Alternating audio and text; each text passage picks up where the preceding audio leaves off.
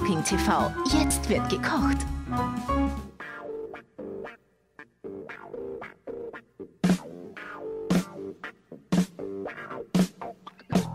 Hallo, ich bin die Verena Platzer aus Trautensdorf.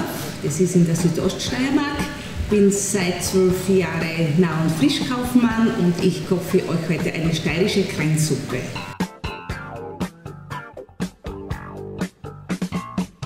Die Schalotten, Erdäpfel und der Knoblauch werden geschält und klein geschnitten und der Kren gerieben. Man nimmt Butter, schwitzt darin Schalotten an, gießt mit ein bisschen Weißwein auf und dann mit Gemüsebrühe das Ganze ablöschen. Gibt eine klein geschnittene Kartoffel dazu und kocht das dann ca. um die 20 Minuten.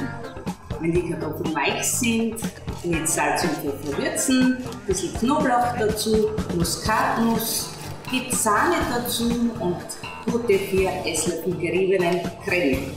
Das Ganze zum Schluss aufmixen.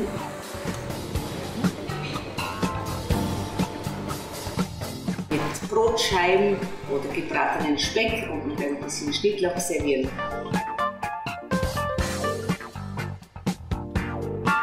Mahlzeit!